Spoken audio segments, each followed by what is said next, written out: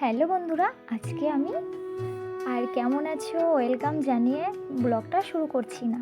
তো কি বলো তো, আজকে ভিডিওটা দিচ্ছি 2 দিনের 2 দিনের ভিডিওটা দিচ্ছি, তার জন্য আর কিছুই শেয়ার করছি না। তো দেখো, সকাল সকাল আমার ননদ গাড়ি পাঠিয়ে দিয়েছে। আমার ননদের বাড়িতে কীর্তন গান হবে, তো তার জন্য আমার শ্বশুর শাশুড়ি চলে গেছে। তো গাড়ি পাঠিয়েছে, গাড়িতে করে চলে গেছে। আর তারপরে আমরাও একটু বেরিয়ে পড়লাম। আমি, আমার হাজবেন্ড, ছেলে বাড়িতে রয়েছে। তো একটু দরকার আছে, তো তারপরে দরকারটা মিটিয়ে আবার বাড়িতে চলে আসবো। আর এই দেখতে পাচ্ছ, ওটা আমাদের চৈতন্যধাম। আর এই চৈতন্যধামের পরেই এটা হলো খালের ব্রিজ। আর দেখো খালটা কত সুন্দর লাগছে, সিনারিটা খুবই ভালো লাগছে দেখতে, পরিবেশটা সত্যিই খুব সুন্দর। আর কি বলো তো, অনেক দিন না বার হওয়া হয়নি।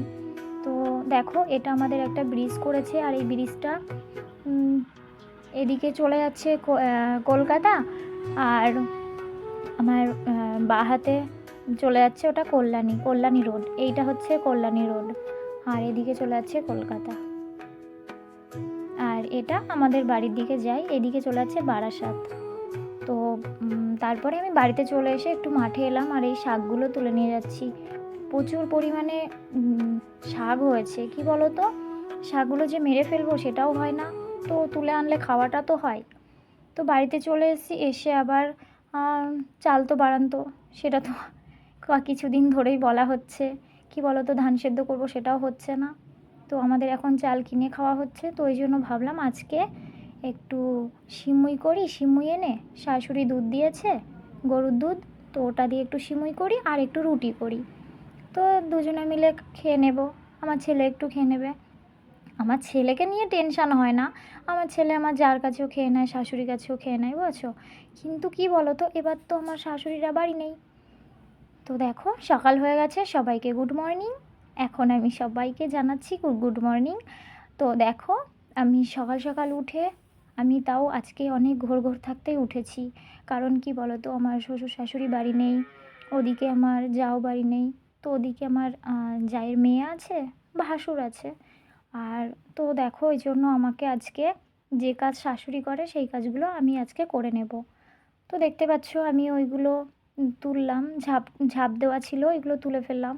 কারণ এখনও কি বলো তো, গ্রিল টিরিল লাগানো হয়নি, তো তো ওই জন্য। তো আমি সকাল সকাল উঠে আর কি কাজগুলো তো করে সবাই কেমন নিচ্ছি। আছো? আমি এখন জিজ্ঞাসা করছি কারণ আমার এখন সকাল হয়েছে। তো আগের দিন তো দেখতে পারলে, আগের দিন আমার শ্বশুর শাশুড়ি তো চলে গেছে, আর ওই জন্য আর পুরোটা সেভাবে আর দেখানো হয়নি। তো আজকের দিনটা আমি পুরোটাই দেখাচ্ছি, তো ভিডিওটা দেখতে থাকো। আশা করি তোমাদের ভালো লাগবে, স্কিপ না করে দেখতে থাকো। আর আমার ভিডিওটা ভালো লাগলে একটা সাবস্ক্রাইব করো আর লাইক কমেন্ট করো। তো দেখো, আর এই কি বলো তো, এই যে আমাদের নিচে সাইডগুলোয় না এখনও গ্রিল লাগানো হয়নি। তো ওই জন্য ওই বস্তার চট করে বড় করে আর ওইগুলো টাঙিয়ে রেখে দেওয়া হয়, কারণ ঠান্ডাটাও আসবে না আর ফাঁকা হয়ে রয়েছে, তো ওই জন্য। আর দেখো, আমি শাশুড়ির ঘরে আর ঢুকলাম না, আমি ঘরে ঢুকি না কেউ না থাকলে। তো ওই জন্য একটুখানি ঝাড় দিয়ে দিলাম।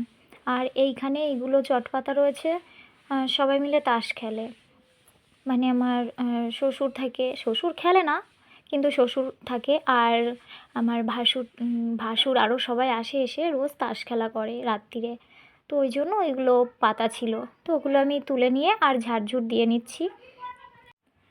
মানে আমার শাশুড়ি যেগুলো করে সেগুলো আর কি আমি করে দিচ্ছি আজকে, ওই একদিনের জন্য। আবার তো কালকে চলে আসবে। তো দেখো, আমি এবার একটু মুছে নেব ঘরটা। আর আমার পিছনে গোয়াল ঘর দেখতে পাচ্ছ, গরুটা বার করে দিয়েছে আমার ভাসুর, আর আমি একটু গোবরটা বার করে নেব। তো আমার জায়ের মেয়ে আছে, সে করবে, তবু সে তো এখনও ওঠেনি। তো ভাবলাম যে আমি করে দিই, তাই গোবরটাও ফেলে দিয়ে আসলাম।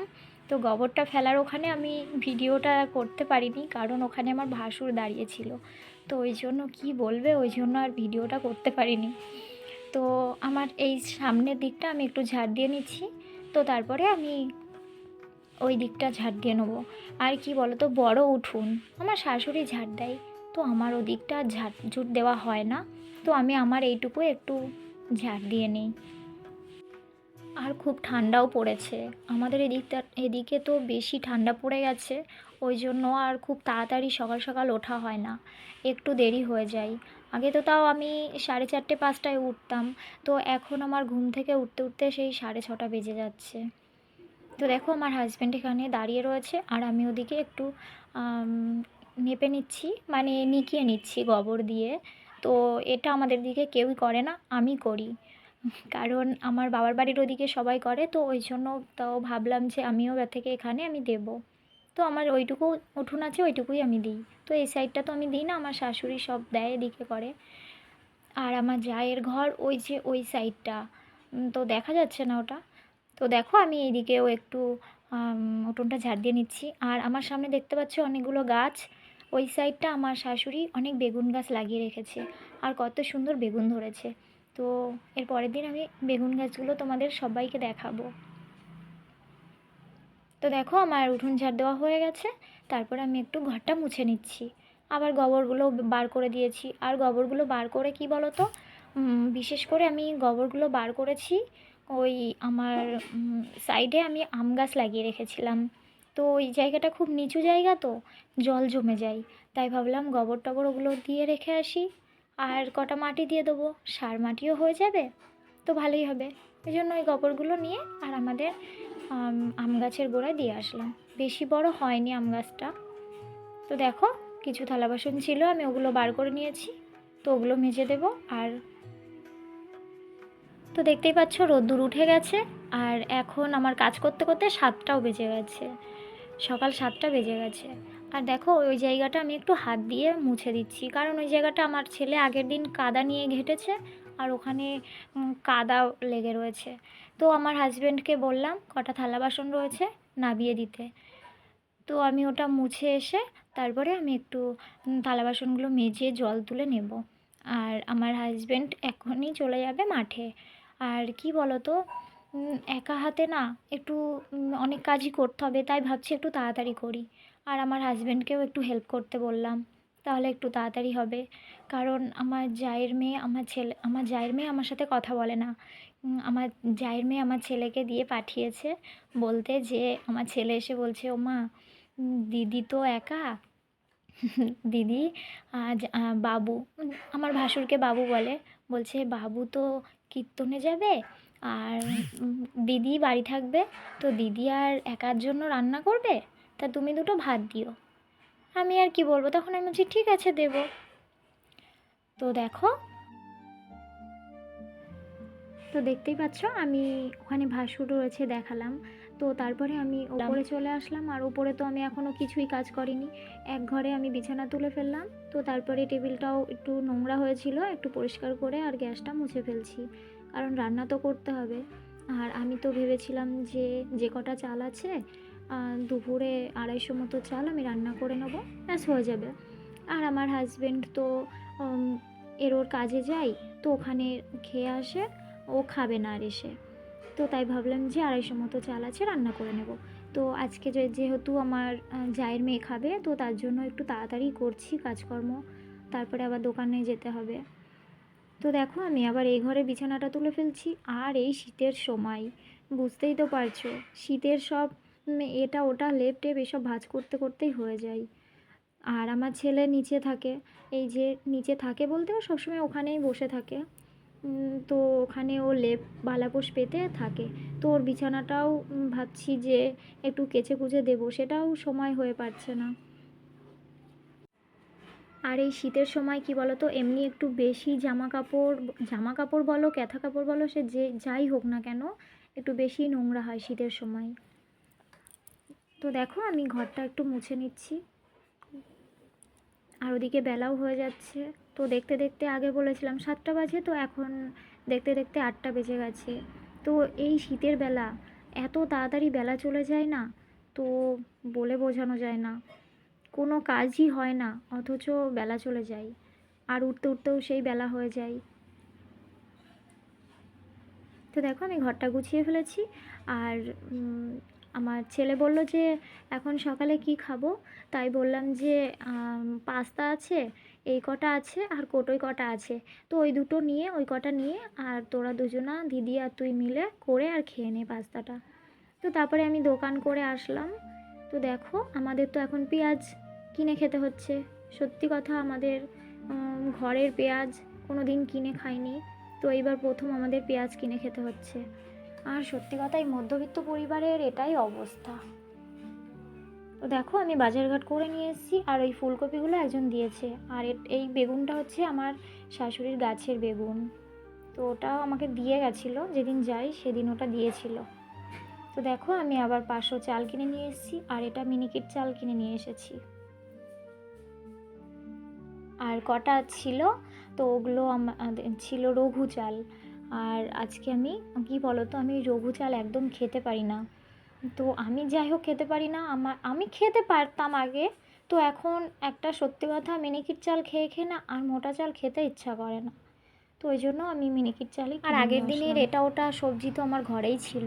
তো দেখো তারপরে আমি স্নান করে চলে এসেছি, আর তো খুবই ঠান্ডা লাগছে স্নান করার পর, তো ওই জন্য ভাবলাম একটু ছাদে এসে মাথাটা আঁচড়াই। তো তারপরে আমি চলে আসলাম চাল নিয়ে। তো চালটা নিয়ে আমি ধুয়ে আর ভাতটা চাপিয়ে দেব। তো দেখতে পাচ্ছ এটা রঘু চাল আর কটা মিনিকেট চাল দিয়ে একসাথে করছি রান্নাটা।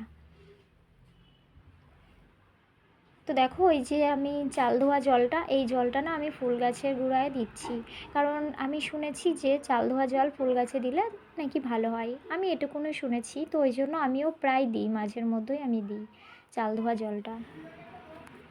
তো এবার রান্না করতে চলে এসেছি, আর রান্নাটা করব শাক ভাজা, পটল ভাজা, আলু ফুলকপির তরকারি আর বিউলির ডাল। তো দেখতে পাচ্ছ এই যে শাকগুলো আমি আগের দিন তুলে নিয়ে এসেছিলাম। তো এইটা হচ্ছে গোয়ালনটের শাক, আর এই গোয়ালনটের শাক কীটনাশক দেওয়া ছিল, তো তার জন্য আমি অনেকবার করে ধুয়ে নিয়েছি। তো তারপরে আমি এগুলো কুটে নিয়েছি। তো দেখো এগুলো সবই আমি কুটে নিয়েছি। তো রান্নাবান্না করে আমি আমার ছেলেকে নিয়ে স্কুলে চলে যাব। তো ওর পরীক্ষা চলছে, তো পরীক্ষাটা দিয়ে এসে আমি আবার জায়ের মেয়ের ভাত দিয়ে দিয়েছি। তো তারপরে দেখো সন্ধ্যা হয়ে গেছে, আর সন্ধ্যাবেলায় আমার শ্বশুর শাশুড়ি ওরা চলে এসেছে। তো আমাকে ডেকে আবার মিষ্টি দিল, আর কটা পাঁপড় দিল, আর কটা ছোলা দিয়েছে। তো এইগুলো নিয়ে, আর এই মিষ্টি সত্যি কথা আমি একটুখানি খেলাম, এইগুলো না পন্স পন্স, আমার একদম ভালো লাগে না এই মিষ্টিগুলো। তো আমি সবই রেখে দেবো, আমার হাজব্যান্ড খেয়ে নেবে। আর দেখো পাঁপড়গুলো ভেজেও আমরা খেয়ে নিচ্ছি। তো এখানেই ভিডিওটা শেষ করছি। আমার ভিডিওটা ভালো যদি লাগে একটা লাইক কমেন্ট করো। তো সবাইকে এখনকার মতো বাই বাই, আবারও নিয়ে আসবো অন্য একটা ব্লগ নিয়ে। তো সবাই ভালো থেকো, সুস্থ থেকো, আর আমার পাশে থেকো সবাই। আমিও চেষ্টা করি তোমাদের পাশে থাকার।